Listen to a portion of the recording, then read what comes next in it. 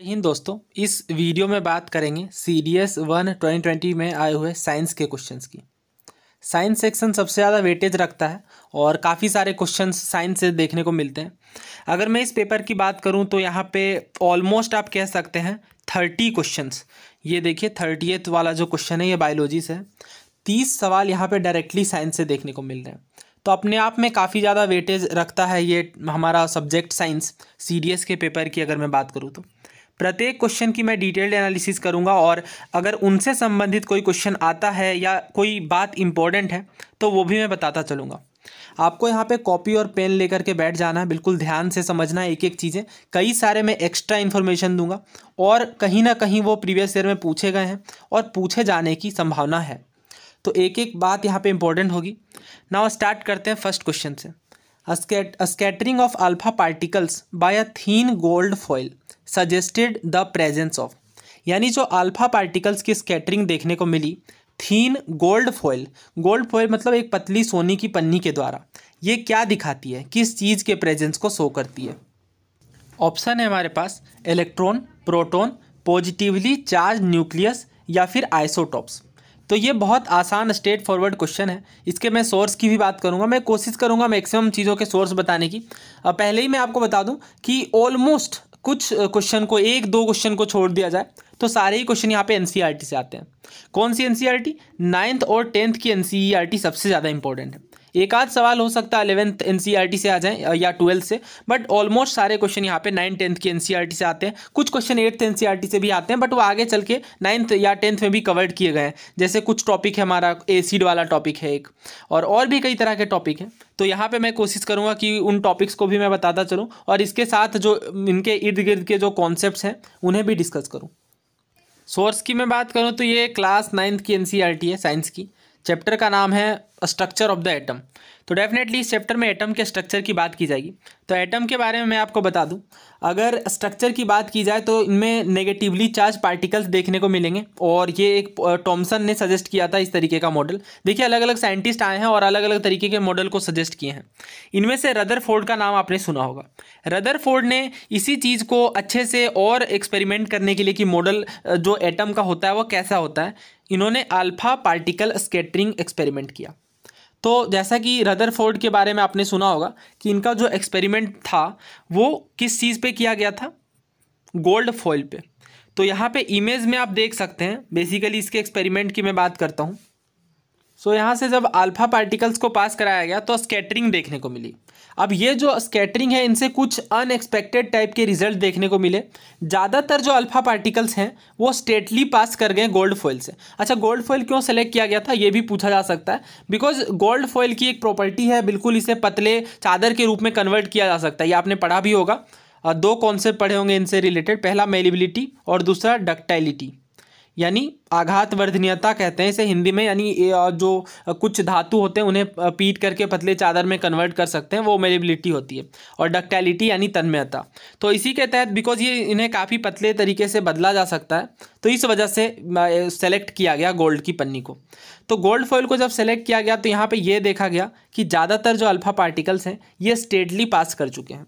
कुछ जो alpha particles हैं ये डिफ्लेक्ट कर गए हैं स्मॉल एंगल के साथ, और काफ़ी सारे जो पार्टिकल्स हैं वो डेफिनेटली डायरेक्टली पास किए, लेकिन कुछ अल्फा पार्टिकल्स यहाँ पे डिफ्लेक्ट किए हैं। सो ना रदरफोर्ड के द्वारा ये ऑब्जर्वेशन दिया गया कि जो ज़्यादातर एटम है, एटम के इनसाइड में जो ज़्यादातर स्पेस है वो खाली होती है। क्यों? क्योंकि ज़्यादातर यहाँ पे जो अल्फा पार्टिकल्स हैं वो डायरेक्टली पास कर गए, जो कि साबित करता है कि इन्हें रोकने वाला, अवरोध करने वाला कोई पार्टिकल नहीं था। तो इससे क्या साबित होता है कि एटम के अंदर की ज़्यादातर जो स्पेस है वो खाली होती है। दूसरा पॉइंट देखिए, कुछ जो पार्टिकल्स यहाँ पे हैं वो ज़्यादा पाथ से अपने डिफ्लेक्ट किए हैं, जिनसे ये साबित होता है कि पॉजिटिव चार्ज ऑफ एटम देखने को मिलता है वेरी लिटिल स्पेस में। इस इमेज को देखिए, यहाँ से मैं ज़्यादा बेहतर तरीके से समझा पाऊँगा। ये अगर इस फिगर को देखिए, अगर ये इसका सेंटर है तो यहाँ से इस न्यूक्लियस से ये कन्वर्ट की, बट ये काफ़ी कम डिफ्लेक्शन देखने को मिला, बहुत ही वेरी फ्यू। ऐसा क्यों हुआ? बिकॉज ये जो सेंटर है ये काफ़ी कम स्पेस ऑक्यूपाई किए हुए है। तो आई होप आपको क्लैरिटी मिल गई होगी कि एटम के अंदर का ज़्यादातर स्पेस खाली होता है, पहली चीज़। दूसरी चीज़ तो ये कि कुछ पार्टिकल यहाँ पे डिफ्लेक्ट करते हैं अपने पाथ से, जो कि ये दिखाता है कि जो एटम का पॉजिटिव चार्ज है वो काफ़ी कम स्पेस ऑक्यूपाई करके रखे होता है। और आपको समझ में आ गया होगा मैं किस पॉजिटिवली चार्ज पार्टिकल की बात कर रहा हूँ सेंटर पे, ऑफकोर्स न्यूक्लियस की। ठीक है, सो नाउ ये बताइए कि जो अल्फा पार्टिकल्स की स्कैटरिंग देखने को मिली ये किस चीज़ के प्रेजेंस को दिखाती है। ऑप्शन सी यहाँ पे करेक्ट है, पॉजिटिवली चार्ज न्यूक्लियस को, कि सेंटर में, एटम के सेंटर में पॉजिटिवली चार्ज न्यूक्लियस है, इस वजह से ये स्कैटरिंग देखने को मिली। नाउ नेक्स्ट क्वेश्चन देखिए, the elements of which of the following pairs are isobar. Isobar से क्वेश्चन पूछा गया है, तो यहाँ पे आपको 3 टर्म समझने हैं। पहला आइसोटॉप्स, दूसरा आइसोबार्स और तीसरा आइसोटोन्स। तो आइसोटॉप्स, आइसोबार्स और आइसोटोन्स ये क्या है, इनमें क्या डिफरेंस है, बेसिक एनसीईआरटीज़ में कई बार बताया गया है और इनसे क्वेश्चन काफ़ी ज़्यादा पूछे जाते हैं। तो यहाँ पे आपको एक तरीके का आप टेबल यहाँ पे प्रिपेयर कर सकते हैं आइसोटॉप्स, आइसोबार और आइसोटोन्स के लिए। लेकिन वेट, इस चीज़ को समझाने से पहले मैं आपको atomic number, proton, electron, neutron, इनके बीच क्या रिलेशन है इसे समझाना चाहता हूँ, बिकॉज ये काफ़ी ज़्यादा इंपॉर्टेंट है। अगर आपको ये क्लैरिटी नहीं है कि नंबर ऑफ न्यूट्रॉन्स कैसे कैलकुलेट करते हैं तो इस तरह के क्वेश्चन में काफ़ी ज़्यादा दिक्कतें आएंगी। तो सबसे पहले देखिए, हमें एटॉमिक नंबर के बारे में पता है। एटॉमिक नंबर का मतलब होता है परमाणु क्रमांक, यानी किसी एटम की क्या नंबर है। ठीक है, तो यहाँ पे अगर मैं एटॉमिक नंबर की बात करूँ तो जो भी एटॉमिक नंबर होगा किसी भी एलिमेंट का वो नंबर ऑफ प्रोटॉन के बराबर होगा, यानी जितनी प्रोटॉन होगी उसके अंदर उतना ही उसका एटॉमिक नंबर होगा। और ये जो नंबर है ये नंबर ऑफ इलेक्ट्रॉन के बराबर भी होगा। तो यहाँ पे आपको ध्यान क्या रखना है कि जो भी एटॉमिक नंबर है वो नंबर ऑफ प्रोटॉन के बराबर है और नंबर ऑफ इलेक्ट्रॉन के बराबर है। ध्यान रखिए यहाँ पे मैं न्यूट्रॉन की बात नहीं कर रहा हूँ, केवल प्रोटॉन और इलेक्ट्रॉन की बात कर रहा हूँ। ऑब्वियसली इस पे प्लस चार्ज होगा, इस पे माइनस चार्ज, लेकिन वो चीज़ें अभी आपको कंफ्यूज नहीं करनी। अभी मैं सिर्फ नंबर पर बात कर रहा हूँ बिकॉज यहाँ से काफ़ी क्वेश्चन बने हैं। अभी इसी पेपर में हम लोग आगे देखेंगे, इसका नेक्स्ट क्वेश्चन इसी पे बेस्ड है। ठीक है, ये एक बात हो गई। इसके अलावा ना इलेक्ट्रॉन, नंबर ऑफ न्यूट्रॉन कैसे कैलकुलेट करते हैं। नंबर ऑफ न्यूट्रॉन्स इक्वल्स होता है mass number minus atomic number. Now ये रिलेशन कैसे है, इसके लिए मैं मास नंबर के बारे में बता दूं। So mass number is nothing but the sum of atomic number plus number of neutron. Now अगर मैं इसे रिप्रेजेंट करूं तो ज़्यादा आसानी से समझ में आएगा ये। अगर मैं यहाँ पे लिखूं x और 1 और 2, ठीक है, ये कोई हमारा एलिमेंट है और ये 1 और 2 मैंने ऊपर नीचे लिखा है। नाउ इसका क्या मतलब है, ये चीज़ भी आपको समझ यहाँ पे आनी चाहिए कि ऐसे इसे किस तरीके से रिप्रेजेंट किया जाता है। तो जो ऊपर में लिखा जाता है वो होता है मास नंबर, और जो एलिमेंट के नीचे लिखा जाता है वो होता है नंबर ऑफ प्रोटॉन आप कह लें, या नंबर ऑफ इलेक्ट्रॉन कह लें, या फिर एटॉमिक नंबर कह लें। तीनों बात सेम है, तीनों न्यूमेरिकली इक्वल होते हैं। और अगर मैं इलेक्ट्रॉन, यहाँ पे मैंने बता दिया प्रोटॉन, इलेक्ट्रॉन, एटॉमिक नंबर ये सभी चीज़ें सेम रहेंगी, लेकिन अगर मैं बात करूँ नंबर ऑफ न्यूट्रॉन्स की तो वो क्या होगा, वो होगा mass number minus atomic number, यानी 2 - 1, और नंबर ऑफ न्यूट्रॉन यहाँ पे कितना है, 1 है। तो ये बात आपको ध्यान रखनी है। फिर से मैं आपको रिकॉल करवा दूं, सबसे नीचे में नंबर ऑफ प्रोटॉन रहेगा या नंबर ऑफ इलेक्ट्रॉन आप कह लें, जिसे एटॉमिक नंबर कहा जाता है, और ऊपर में देखने को मिलेगा मास नंबर। सो कुछ एलिमेंट्स यहाँ पे ऐसे होते हैं जिनमें मास नंबर सेम नहीं होता लेकिन एटॉमिक नंबर सेम होता है, और वैसे एलिमेंट्स के पेयर को क्या कहते हैं, आइसोटॉप्स कहते हैं। अगर मैं एग्जाम्पल की बात करूं तो हाइड्रोजन के आइसोटॉप्स के बारे में आपने सुना होगा, प्रोटियम, ड्यूट्रियम, ट्राइटियम ये कहलाते हैं। यानी एटॉमिक नंबर तो 1 ही रहेगी बट इनका मास नंबर वेरी करेगा। जैसे अगर यहाँ पे एटॉमिक नंबर भी 1 है और मास नंबर भी 1 है हाइड्रोजन का, तो ये जो आइसोटॉप है वो कहलाती है प्रोटियम। अगर यहाँ पे एटॉमिक नंबर 1 है और मास नंबर 2 है तो ऐसे हाइड्रोजन क्या कहलाते हैं, या ऐसे हाइड्रोजन का आइसोटॉप क्या कहलाता है, ड्यूटियम। और अगर यहाँ पे एटॉमिक नंबर 1 है और मास नंबर 3 है, वैसे हाइड्रोजन की जो आइसोटॉप है वो कहलाती है ट्राइटियम। तो ये बात आप ज़रूर नोट कर लें, कई बार एग्जाम्स के अंदर पूछा गया है कि कौन सी यहाँ पे जो आइसोटॉप नहीं है हाइड्रोजन की। ठीक है, तो 3 है, नाम मैंने बता दिया, प्रोटियम, ड्यूट्रियम और ट्राइटियम। तो ये आइसोटॉप्स के बारे में। नाउ अगर मैं आइसोबार्स की बात करूँ तो आइसोबार्स जस्ट इसका उल्टा है, यानी आइसोबार्स में मास नंबर तो सेम देखने को मिलेगा लेकिन एटॉमिक नंबर डिफरेंट देखने को मिलेगी। मास नंबर सेम होगा बट एटॉमिक नंबर डिफरेंट होगी। जैसे अगर मैं यहाँ पे बात करूँ पोटेशियम की और कैल्शियम की, तो एटॉमिक नंबर आपको याद होना चाहिए बिकॉज ये काफ़ी जगहों पे आपको काम आएगा। तो पोटेशियम की एटॉमिक नंबर कितनी होती है 19, और मास नंबर कितनी होती है, मास नंबर होती है 40, अप्रोक्स 40, थोड़े बहुत वेरिएशन पॉइंट में देखने को मिल सकते हैं। कैल्शियम की अगेन एटॉमिक नंबर की बात करूँ तो 20 देखने को मिलेगी बट मास नंबर 40। तो दो अलग अलग एलिमेंट हैं लेकिन सेम मास नंबर को दिखा रहे हैं, इस वजह से ये आइसोबार्स हैं। आइसो का मतलब सेम होता है, बार का मतलब आप वजन कह लें इस कंटेक्स्ट में अगर मैं बात करूँ तो ये दो बातें आपको बिल्कुल क्रिस्टल क्लियर होनी चाहिए। आइसोटॉप का मतलब है कि वैसे एलिमेंट्स जिनकी जो एटॉमिक नंबर है वो सेम है बट मास नंबर डिफरेंट है, जबकि ये आइसोटॉप्स हैं। हाँ, जबकि मैं अगर आइसोबार की बात करूं तो एटॉमिक नंबर डिफरेंट देखने को मिलेंगे लेकिन मास नंबर सेम देखने को मिलेगी ना। अगर आपको इतना कंसेप्ट पता है तो ऐसे क्वेश्चन बहुत ज़्यादा आसान आपको लगेंगे। आइसोबार की बात कर रहा है यानी मास नंबर सेम होना चाहिए, मास नंबर सेम। अच्छा, एक आइसोटोन्स मैंने नहीं बताया, मैं इस क्वेश्चन को पहले करवा देता हूँ उसके बाद आइसोटोन्स के बारे में बताता हूँ। तो मास नंबर सेम। नाउ अभी मैंने आपको क्या बताया कि मास नंबर एलिमेंट के लेफ्ट साइड में ऊपर की ओर लिखा जाता है ना कि नीचे की ओर। तो देख लेते हैं, यहाँ पे 1 है, यहाँ पे 3 है, क्या मास नंबर सेम है? आप कहेंगे नहीं। यहाँ पे देख लेते हैं 1 है 2 है, क्या मास नंबर सेम है? बिल्कुल नहीं। यहाँ पे देखिए 12 है और 14 है, क्या ये मास नंबर सेम है? बिल्कुल नहीं। ऑप्शन डी देखिए बिल्कुल करेक्ट है, यहाँ पे मास नंबर 40 है, यहाँ भी मास नंबर 40 है, और इनका एटॉमिक नंबर जो कि नीचे की ओर लिखा जाता है वो डिफरेंट है, इस वजह से ये आइसोटॉप्स हैं। ठीक है, तो ऑप्शन डी, सॉरी, इस वजह से ये आइसोबार्स है ना कि आइसोटॉप्स। तो ऑप्शन डी यहाँ पे करेक्ट है। आई होप आपको क्लैरिटी मिल गई होगी कि मास नंबर अलग हो और एटॉमिक नंबर सेम हो तो वो आइसोबार्स कहलाते हैं।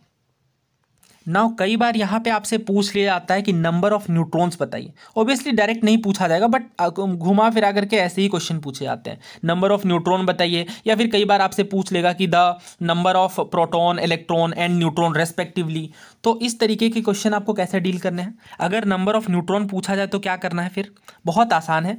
अभी मैंने बताया था आपको मास नंबर के बारे में कि मास नंबर इक्वल्स क्या होता है, इक्वल्स होता है ये number of proton plus number of neutron, right. तो अगर आपसे यहाँ पे न्यूट्रॉन के बारे में पूछा जाए तो आप मास नंबर में से सब्ट्रैक्ट कर देंगे नंबर ऑफ प्रोटॉन्स को या फिर एटॉमिक नंबर को। बात सेम ही है, कुछ भी कह लें, या नंबर ऑफ इलेक्ट्रॉन भी आप कह सकते हैं। न्यूट्रॉन अलग चीज़ है, उसे सेपरेट रखिए और इसके बाद ध्यान रखिए कि atomic number, number of proton, number of neutron, number of electron, sorry, ये तीनों चीज़ों की जो न्यूमेरिकल वैल्यू है वो सेम होती है। तो अगर यहाँ पे मैं कैलकुलेट करूँ नंबर ऑफ न्यूट्रॉन, अगर मैं इस कार्बन की बात करूँ तो 12 - 6 यानी कि 6। यहाँ पे नंबर ऑफ न्यूट्रॉन कितना आएगा? 14 - 6 यानी 8। देखिए, यहाँ पे क्वेश्चन करवाना मेरा मकसद नहीं है, मैं चाहता हूँ आपको बिल्कुल क्लैरिटी मिले। कुछ लोगों को ये चीज़ें पहले से पता होंगी बट काफ़ी लोग बिगिनर होते हैं, तो उनके लिए मैं इतनी डिटेलिंग यहाँ पे बता रहा हूँ। हाँ, एक और हमारा जो कॉन्सेप्ट था वो था आइसोटोन्स। आइसोटोन काफ़ी सिंपल है, इनमें जो नंबर ऑफ न्यूट्रॉन होगा वो सेम होगा। एन यहाँ पे देखिए आता है एनी, तो यहाँ से आप ध्यान रख सकते हैं कि नंबर ऑफ न्यूट्रॉन सेम होगा, बाकी चीज़ें अलग होगी। बाकी चीज़ों का मतलब मास नंबर, एटॉमिक नंबर, ये चीज़ें अलग होंगी ना। ये देखिए, ये केमिस्ट्री का अच्छा क्वेश्चन है। अगर आपको बिल्कुल क्लैरिटी है यहाँ पे कई सारी बातों के बारे में तो आप ऐसे क्वेश्चन कर सकते हैं। पूछा जा रहा है कौन सा रिएक्शन पॉसिबल नहीं है, तो रिएक्शन कब पॉसिबल नहीं होता है इस चीज़ के बारे में हम बात करते हैं। तो ऑप्शन पहले देख लेते हैं। आयरन प्लस कॉपर सल्फेट, जो आयरन सल्फेट प्लस कॉपर बन रहा है। Zinc plus copper sulphate, ZnSO4 plus copper है, कॉपर है। फिर PbCl2 है यानी lead chloride, CuCl2 plus lead बन रहा है। Mg प्लस CuSO4 जिससे मैग्नीशियम सल्फेट और कॉपर मिल रहा है। नाउ यहाँ पे अगर मैं बात करूँ रिएक्टिविटी सीरीज की, यानी कौन सा एलिमेंट ज़्यादा रिएक्टिव होता है, अगर आपको ये पता है कि कौन सा एलिमेंट ज़्यादा रिएक्टिव होता है तो उस तरीके से ही आप इस क्वेश्चन को कर सकते हैं। तो रिएक्टिविटी सीरीज आपको कुछ इंपॉर्टेंट की ध्यान होनी चाहिए, तभी आप इस तरह के क्वेश्चन कर पाएंगे, अदरवाइज फिर ये क्वेश्चन डिफिकल्ट होते हैं। नाउ इसका करेक्ट आंसर ऑप्शन सी है। ऐसा इसलिए है बिकॉज जो लीड है वो ज़्यादा रिएक्टिव होता है कॉपर के मुकाबले। लीड जो है वो ज़्यादा रिएक्टिव होता है कॉपर के मुकाबले। इसका मतलब कॉपर लीड को डिस्प्लेस नहीं कर सकता। क्यों? क्योंकि ये कम रिएक्टिव है। अगर ज़्यादा रिएक्टिव होता तो ही ना डिस्प्लेस कर पाएगा। तो इस क्वेश्चन में देखिए, या इस रिएक्शन में देखिए, ऑप्शन सी में PbCl2 कहा गया। तो कॉपर चूंकि कम रिएक्टिव है लेड से, इसलिए ये इसे डिस्प्लेस नहीं कर पाएगा, यानी हटा नहीं पाएगा। वैसे ये सभी रिएक्शन तो डिस्प्लेसमेंट रिएक्शन है। डिस्प्लेसमेंट रिएक्शन का क्या मतलब है? जो एलिमेंट है उसे दूसरे एलिमेंट के द्वारा डिस्प्लेस कर दिया जाता है। तो ऑप्शन ए, बी और डी पॉसिबल है, फिजिबल है, लेकिन ऑप्शन सी पॉसिबल नहीं है। बिकॉज रीज़न मैंने आपको बता दिया, कॉपर रिप्लेस नहीं कर सकता लीड को, बिकॉज लीड जो है वो ज़्यादा रिएक्टिव है कॉपर के मुकाबले। और भी कई सारी बातें हैं इसके अंदर, जैसे रिएक्टिविटी सीरीज क्या होती है, या फिर और कौन कौन से ऐसे रिएक्शन हैं जो फिजिबल नहीं है, तो इन सबको हम सेपरेटली डिस्कस करेंगे। तो यहाँ पे इसका आंसर है option C. Now next question देखिए, a solution having pH equal to 0 known as, यानी पीएच वैल्यू 0 दी गई है, आपको बताना है किस तरीके का सॉल्यूशन है। तो ये काफ़ी आसान क्वेश्चन है। पीएच वैल्यू के बारे में आपने सुना है कि ये एक स्केल है जिससे हम किसी भी सॉल्यूशन की एसिडिटी या फिर एल्केलाइन की वो कितना ज़्यादा क्षारीय है इस चीज़ की मेजरमेंट करते हैं। और 7th पे यहाँ पे जो आता है 0 से 14 के बीच, और जो 7 पे आता है वो क्या कहलाता है, न्यूट्रल सॉल्यूशन यानी उदासीन। और 0 पे आपको पता है काफ़ी ज़्यादा एसिडिक होगा, हाईली एसिडिक। फिर धीरे धीरे एसिडिटी यहाँ पे कम होगी 0 से 7 के बीच, और 7 से 14 के बीच जो बेसिसिटी है जिसे एल्केलाइन कहते हैं, क्षारीयता हिंदी में, वो बढ़ता जाएगा। अब ये चीज़ आपको थोड़ा आइडिया होना चाहिए यहाँ पे कि जो H+ आयन होता है अगर वो ज़्यादा हो तो वो सॉल्यूशन एसिडिक होगी, लेकिन अगर OH- आयन यानी हाइड्रोक्साइड आयन ज़्यादा होगा तो वो क्या होगा, बेसिक होगा। वैसे इसके स्केल के फॉर्मूला के बारे में अगर आपने पढ़ा हो, जो H+ आयन होता है वो 1/10 की पावर pH होता है। यानी अगर हमारी pH वैल्यू, इसे मैं मैथमेटिकली भी प्रूव कर देता हूँ, अगर हमारी pH वैल्यू यहाँ पे कितनी दी गई है इस क्वेश्चन में, 0 दी गई है ना, यस pH वैल्यू 0 है। तो अगर मैं इसे पुट करूँ तो 1/10 की पावर 0 जो कि आएगा 1/1, यानी यहाँ पे हमारे पास H+ आयन कितना निकल करके आ रहा है, 1। चूँकि H+ आयन 1 है इसका मतलब ये स्ट्रांगली एसिडिक है। तो वैसे ये क्वेश्चन काफ़ी आसान है, मैथमेटिकल फॉर्मूला पर आपको नहीं जाना है, आपको क्लैरिटी होगी यहाँ पे। पीएच वैल्यू अगर 0 है तो वो क्या होगा, हाईली एसिडिक। ध्यान रखिए ऑप्शन टिक करते टाइम गलती हो सकती है, हाईली एल्केलाइन पर हमें नहीं जाना। हाईली एल्केलाइन कब होगा, पीएच वैल्यू कितनी होगी तो वो हाईली एल्केलाइन होगा, इसे आप कमेंट करिए। ऑप्शन बी यहाँ पे करेक्ट है। नाउ देखिए यहाँ पे पीएच से और भी क्वेश्चन आते हैं अलग अलग तरीके के, तो उन सभी चीज़ों को हम सेपरेट वीडियो में डिस्कस करेंगे। फिलहाल आप कमेंट बॉक्स में आंसर करिए कि पीएच वैल्यू कितनी होगी तो वो सॉल्यूशन हाईली एसिडिक कहलाएगा। नाउ नेक्स्ट क्वेश्चन देखिए, ये भी अगेन एसिड से पूछा गया है कि ह्यूमन स्टोमक में कौन सी एसिड प्रोड्यूस होती है। तो ये तो मतलब बिल्कुल बच्चों वाला क्वेश्चन है। यहाँ पे HCl यानी हाइड्रोक्लोरिक एसिड प्रोड्यूस होती है, और इसी एसिड को ख़त्म करने के लिए हम एंटासिड का यूज करते हैं। ये सब चीज़ें आपने पढ़ी होंगी।